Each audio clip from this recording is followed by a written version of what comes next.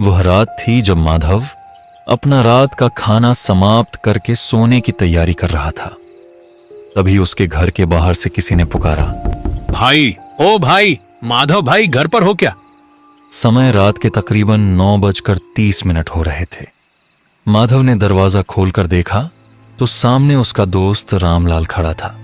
रामलाल की आंखों में डर और खौफ दोनों एक साथ दिखाई दिए। अरे रामलाल, क्या हुआ भाई इस वक्त? और तुम्हारे चेहरे का रंग क्यों उड़ा हुआ है? अरे तुम सो गए थे क्या? असल में मैं थोड़ा फंसा हुआ हूँ।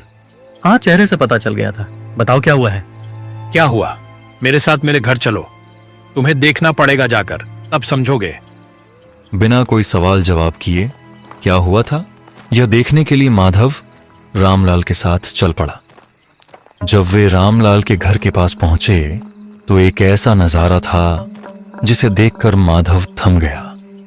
घर के दरवाजे के पास एक बूढ़ा आदमी जमीन पर पड़ा हुआ था। देखने से लग रहा था मानो वह मर चुका हो। अरे ये कौन है? क्या ये आदमी मर गया है क्या? हाँ, यही तो है वो जिसके लिए इतनी रात को मैं तुम्हें अपने घर लाया हूँ। मतलब ये सच में मर गया है। अरे ये बूढ़ा आदमी कुछ देर पहले ही मरा है मेरे सामने। क्या मतलब ये सब अचानक? अरे कैसे यार, कुछ समझ नहीं आ रहा। ठीक से बताओ ना। सुनो, फिर मैं तो रात का खाना खा रहा था। अचानक एक आवाज सुनकर मैं बाहर निकल आया। उसने कहा, घर पे कोई है क्या? थोड़ा पानी मिलेगा? मैंने पूछा, कौन हो आप इतनी रात को यहाँ? पर उसने बस पानी मांगा। मैं पानी लेकर आया और देखा कि वह जमीन पर पड़ा हुआ था। सामने जाकर देखा तो अरे ये तो मर चुका था, सांस नहीं आ रही थी। रामलाल की आवाज डर से कांप रही थी। अब मैं क्या करूं? तुम ही बताओ, ये आदमी कौन है, कहां से आया है? मुझे कुछ भी नहीं पता भाई। अब इस लाश का मैं क्या करूं? भाई मुझे छोड़ो, इन सब चीजों में मुझे मत घसीटो, छोड़ो यार। अरे भाई, मुझे ऐसे छोड़ो मत, कुछ तो बताओ। मैं तुम्हारे पास इसलिए आया था यार, इतनी रात को इस लाश का कुछ तो करना पड़ेगा ना। किसी ने देख लिया तो अरे कोई कांड हो जाएगा, मैं फंस जाऊंगा यहाँ पे। माधव ने कुछ देर सोचा। रुको, सोचने दो। एक काम कर सकते हैं हम। हमारे गांव में जो पुराना श्मशान है ना, जहाँ कोई नहीं जाता, वहां इसे ले जाकर जला डालते हैं। क्यों? अरे पागल हो गए हो यार तुम, इतनी रात को वहां पे? अबे छोड़ो, सब बेकार बातें हैं वो सब। अब यही रास्ता है। नहीं नहीं, वहां नहीं जाना है मुझे। अरे वो जगह बहुत ही खतरनाक है, जिंदा भी तो रहना है ना हम दोनों को। ओ भाई, तूने प्लान पूछा, मैंने बताया। अब क्या करेंगे यह तेरे ऊपर है भाई। तू जो चाहे कर, मुझे जाने दो। रात हो रही है, सुबह उठना भी है। भाई इस हालत में तू मुझे छोड़कर जाने की बात कर रहा है, बड़ा स्वार्थी है यार। अच्छा चलो चलो, चलता हूं मैं, लेकिन कुछ चीजों का बंदोबस्त करना पड़ेगा। घर चलो एक बार। जैसे ही वे मुड़े उन्होंने देखा, अरे ये क्या? वो आदमी कहाँ गया? हाँ, वो लाश कहाँ चली गई वो लाश? अरे लाश तो अपने आप भाग नहीं जा सकती है ना, तो कहाँ गई वो? चलो चलो उसे ढूंढते हैं, उस तरफ चलो यार, वहां ढूंढते हैं। सब जगह पर ढूंढने के बाद जब वे वापस घर के सामने आकर पहुंचे तो लाश तो वहीं पर पड़ी हुई थी, बिल्कुल पहले जैसी, उसी हालत में। अरे ये सब क्या हो रहा है भाई? ये रही लाश, मगर थोड़ी देर पहले तो नहीं थी। हाँ, ये तो यहीं पे है, मगर अरे लगता है हमारी कोई गलती होगी। छोड़ो उसे, चलो चलो लाश को लेकर जल्द से जल्द निकलते हैं यहाँ से।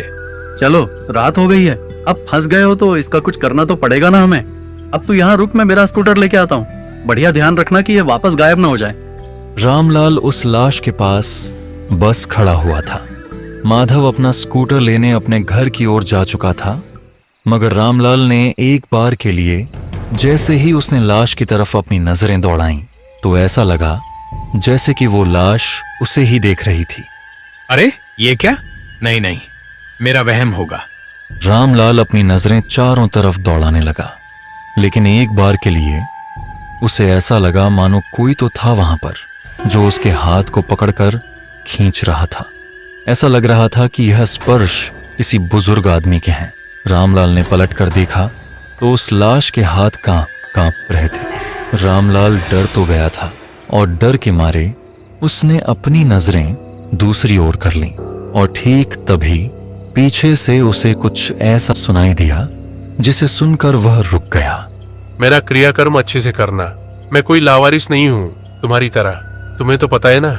यह सुनकर रामलाल डर के मारे पीछे मुड़कर नहीं देख पाया था। तभी उसी समय माधव अपना स्कूटर लेके आया। माधव ने रामलाल को आंखें बंद करके कुछ बड़बड़ाते हुए देखा।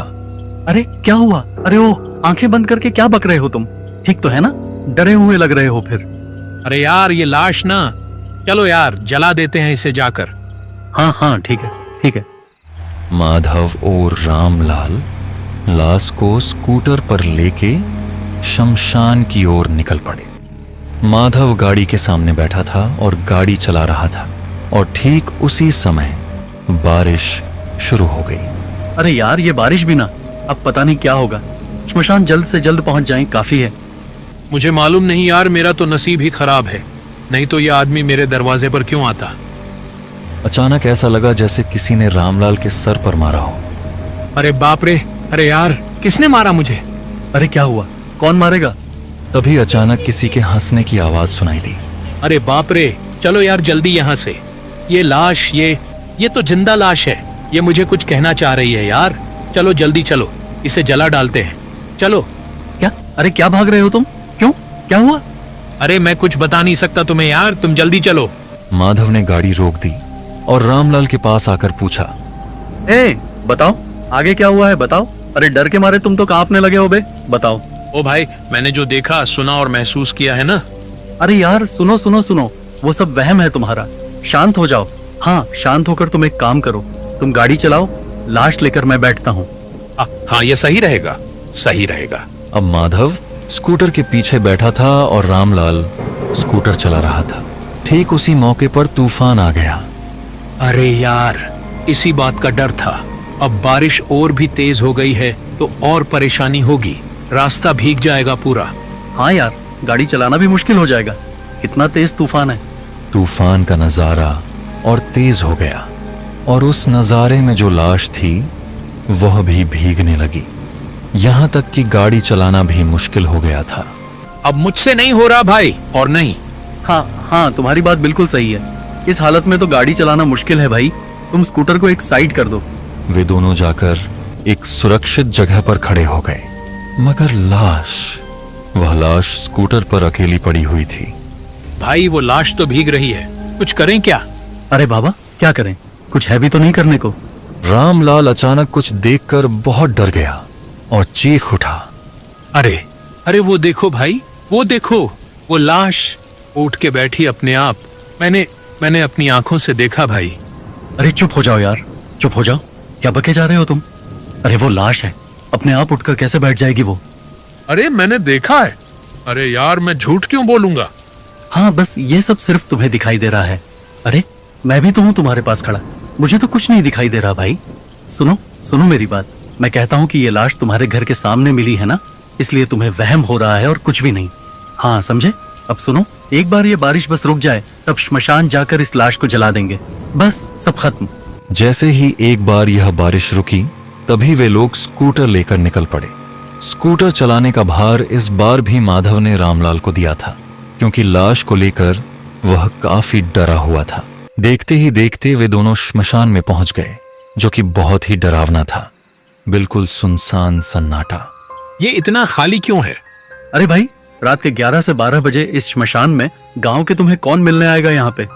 नहीं वो बात तो ठीक है, मगर ये जगह बहुत ही अजीब और डरावनी सी है।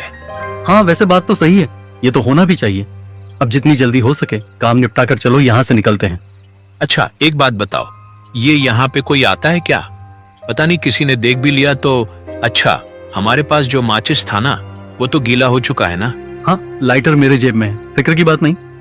अरे वाह, फिर तो ठीक है, चलो लाश को उतारते हैं पहले।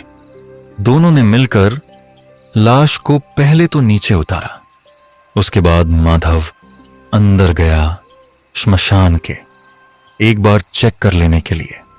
हाँ भाई मामला साफ है, चलो चलो लाश को पहले तो जला देते हैं तो हो जाएगा काम। ठीक उसी वक्त जैसे ही दोनों ने मुड़कर पीछे देखा तो उन्होंने देखा कि लाश तो वहां पर थी ही नहीं। अरे ये लाश लाश कहाँ गई भाई? और यार तुम तो यहीं पे थे ना, तुमने देखा नहीं क्या? नहीं यार, मैं तो वो अंदर देख रहा था कि सब ठीक है। मैंने यहाँ देखा नहीं, पता नहीं क्या हुआ। अब यार मुझे डर लग रहा है, मैं सच कहता हूँ। अरे ठीक है ठीक है ठीक है, शांत हो जाओ शांत हो जाओ। हाँ मैं देखता हूँ। हाँ जो करना होगा अभी करना होगा। उधर देखो। फिर देखा कि लाश तो वहीं पर पड़ी हुई थी, बिल्कुल पहले की तरह। अरे भाई ये सब क्या हो रहा है? ये लाश अपने आप वहां कैसे पहुंच गई? छोड़ो यार वो सब, चलो लाश लेकर आते हैं, चलो। और वे लोग धीरे धीरे लाश की तरफ जा रहे थे ताकि उसे उठाकर यहां ला सकें और जला सकें।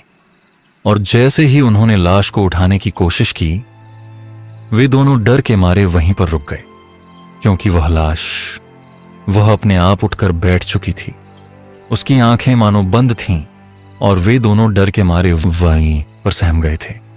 ये क्या हो रहा है भाई? ये कोई वहम नहीं हो सकता मेरे भाई, ये कुछ और है। लो हनुमान जी का नाम लो भाई। जय हनुमान ज्ञान गुण सागर, जय कपीस तिहु लोक उजागर। रामलाल और माधव आंखें बंद करके हनुमान चालीसा पढ़ने लगे। और जब माधव ने आंखें खोली, अरे वो लाश वो पहले जैसी हो गई थी बिल्कुल। चलो यार जल्दी चलो, लाश को ले जाकर जला देते हैं यार, जल्दी चलो। उन्होंने जल्द से जल्द लाश को उठाया और श्मशान के अंदर ले जाने लगे। उन्हें ऐसा लग रहा था कि कोई तो था जो उन्हें देख रहा था। रामलाल ने पीछे मुड़कर देखने की कोशिश की, मगर रुको, पीछे मुड़कर मत देखना बिल्कुल भी।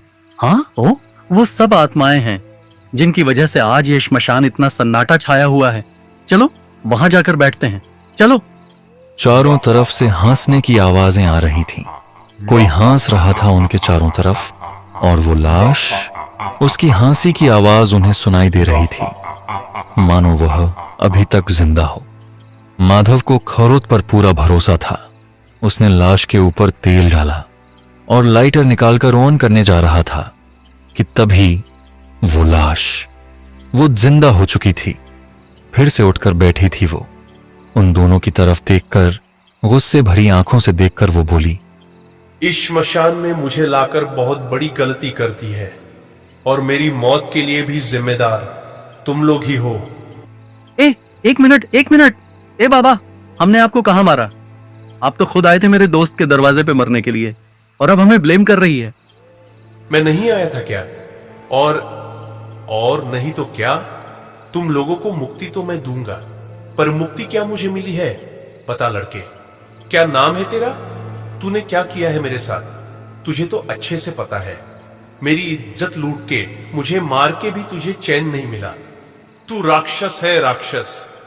अरे मैं एक परिवार का मुखिया हूं, अब उनका क्या होगा? मुझे माफ कीजिए, छोड़ दीजिए। मुझे पता नहीं मुझे क्या हो गया था। जैसे मैंने आपको देखा, मेरे दिमाग पे पता नहीं क्या चलने लगा, और बस मैं आपको ले आया। मुझे माफ कर दीजिए। इसलिए झूठ बोल के तू मुझे अपने घर ले आया, फिर लोगों के डर से तूने दम घोटकर मुझे मार दिया, और फिर अपने दोस्त को भी साथ लेकर आया। खून करके तूने फिर बोला एक्सीडेंट है। वाह, क्या बढ़िया प्लान बनाया था तूने। पर अब तू कैसे बचेगा? मैं मार दूंगा तुझे। सब कुछ तेरी वजह से हुआ है। मेरा परिवार आज अनाथ हो गया तेरी वजह से, इसलिए कभी माफ नहीं करूंगा तुझे मैं। आज मेरे साथ इसी श्मशान घाट में तू भी मरेगा। अबे क्या सुन रहा हूं मैं ये सब? हाँ, तू इतना गिर गया था एक बुजुर्ग के साथ, तूने ये सब? छी छी छी, लानत है तुझ पे। शर्म आती है मुझे तुझे दोस्त बोलने में, मुझे घिन आती है। अरे तू इतना नीचे गिर गया रामलाल? तूने किसी की जान ले ली, और फिर मेरे पास आया था क्योंकि तू फंस गया था, इसीलिए तू मुझे फंसाने आया था। गलती हो गई, बहुत बड़ी गलती हो गई। माधव, तुम तो मेरे दोस्त हो ना भाई, मुझे बचा लो, इस आदमी से बचा लो, मरने मत दो भाई, बचा लो मुझे। आज तू मेरे हाथों मरेगा, मेरे हाथों। इतना कहकर उस आत्मा ने माधव के दोस्त रामलाल को पकड़कर वहां लेकर जा रही थी, ठीक वहां जहां अब तक वह लाश पड़ी हुई थी। रामलाल चीख रहा था, चिल्ला रहा था, लेकिन वहां सुनने वाला कोई नहीं था। बस माधव अकेला खड़ा चुपचाप सब कुछ देख रहा था। जोर जबरदस्ती अपने साथ रामलाल को भी उस आत्मा ने चिता पर लिटा दिया। और तब माधव की तरफ देखकर वह आत्मा कुछ बोली। अब तू मेरी इस चिता पे आग देगा ताकि मेरे साथ साथ यह पापी भी भस्म हो जाए। क्या? मैं क्यों? नहीं नहीं, मुझे छोड़ दीजिए। मुझे ये सब नहीं करना। मुझे किसी की हत्या नहीं करनी। मुझे नहीं नहीं, छोड़ दीजिए। पर तू तो मुझे मुक्ति देना चाहता है ना? अगर मेरा क्रियाकर्म नहीं हुआ तो मुक्ति कैसे मिलेगी मुझे? और साथ ही तेरे इस दोस्त को भी मैं छोड़ नहीं सकती। इसे छोड़ दिया तो मेरी मुक्ति कैसे होगी? मेरे परिवार को जिसने अनाथ किया, मेरा खून किया, इसका मरना तो तय है। समय बर्बाद किए बिना जला दे हमें, नहीं तो मुझे मुक्ति नहीं मिलेगी।